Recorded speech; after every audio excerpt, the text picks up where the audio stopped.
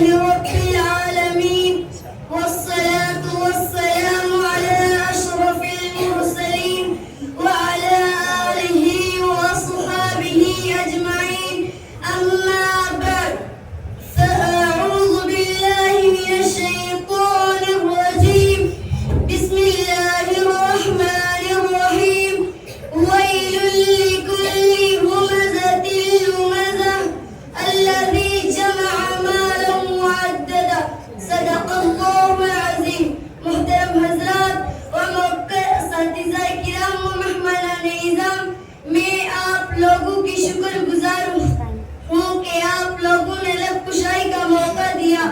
خداوند قدوس کے دربار عالی میں دعا فرمائے کہ اللہ تعالیٰ صحیح بات کہنے کی توفیق بخشے، آمین. میں نے دوران خطبہ کلام اللہ شریف کی ایک چھوٹی سی آیت مبارک کی تلاوت کی، جس کا ترجمہ یہ ہے کہ بڑی خرابیاں ہیں ایسے اشخاص کے لیے جو اوپر سے پشت غیبت کرتے ہیں اور روبرو نہ دینے والے ہوں، مال جمع کرتے ہوں، گن گن کر رکھتے ہوں. ایک حدیث میں ہے کہ رسول اللہ صلی اللہ علیہ وسلم نے فرمایا لا تغتابوا المسلمین وتتبعوا عوراتهم فإن من اتبع عوراتهم يتبع الله عورته ومن اتبع الله عورته يفلح في بيته. مسلمانوں کی غیبت نہ کرو اور ان کے عیوب کی جستجو نہ کرو، کیونکہ جو شخص مسلمانوں کے عیوب تلاش کرتا ہے خداوند قدوس اس کے عیوب کو تلاش کرتا ہے، اور جس کے عیب کی تلاشی اللہ تعالیٰ کرے اس کے گھر کے اندر بھی رسوا کر دیتا ہے. آگے ارشاد ربانی ہے وَلَا يَغْتَبْ بَعْضُكُمْ بَعْضًا، یعنی ایک دوسرے کو پیٹ پیچھے برا نہ کرے، کیونکہ غیبت کرنا مردہ بھائی کا گوشت کھانے کے برابر ہے. غیبت زنا سے سخت ہے. زنا کے بعد اگر توبہ کر لی جائے تو اللہ تعالیٰ توبہ کرنے والے کو معاف فرما دیتا ہے، لیکن غیبت ایسی چیز ہے کہ توبہ سے بھی معاف نہیں ہوتی جب تک کہ جس کی غیبت کی جا رہی تھی وہ معاف نہ کرے. میرے دوستو، مفسرین کرام فرماتے ہیں جو آدمی سامنے ہو اس کی غیبت کی جائے تو اس کو کس قدر اسی طرح کی تکلیف ہوگی جس طرح زندہ انسان کا گوشت نوچ کر کھا لیا جائے. جس طرح مردہ بھائی کا گوشت کھانا حرام ہے اسی طرح غیبت کرنا حرام ہے. جس طرح وہ نہ پسند اسی طرح یہ بھی نہ پسند ہے. اس کے معافی کا بہترین طریقہ یہ ہے کہ جس کے سامنے غیبت کی جا رہی ہے اور اس کے سامنے اپنے اقوال و فعل کی تکذیب کر لے، اسے برا قول و فعل کا اقرار کر لے، اور ایسا نہیں تو کیا ایک اور راستہ کھلا ہے، اس کے مرنے کے بعد اس کے لیے دعائیں مغفرت کرے اور اپنے کیے ہوئے کام پر نادم ہو اور توبہ کر لے. انہ هو التواب الرحیم. چولی ہے کہ ایک کی بات سن کر دوسرے کو جا لگا دے، جس کو لگائی بجائی کہتے ہیں.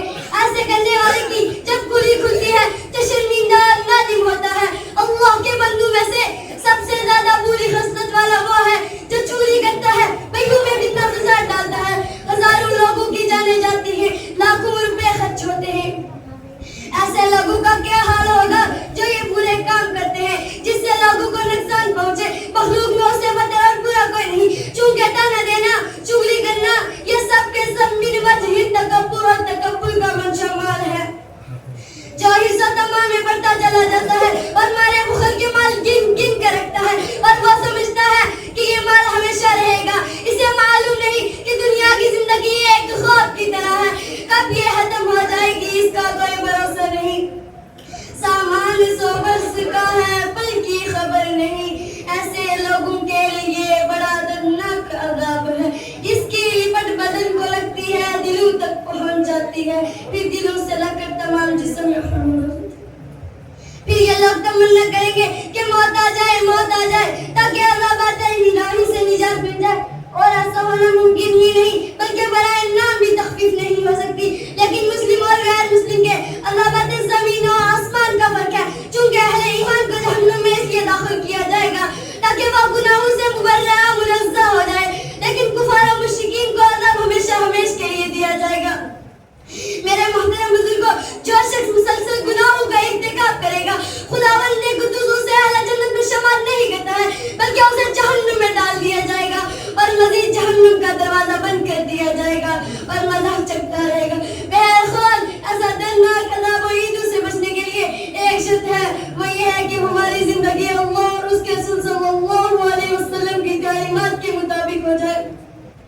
اور جن جن برائیوں سے اللہ اور اس کے رسول صلی اللہ علیہ وسلم نے منع فرمایا ہے اسے کرنے سے بچے. اللہ تعالیٰ ہم لوگوں کو غیبت و چغل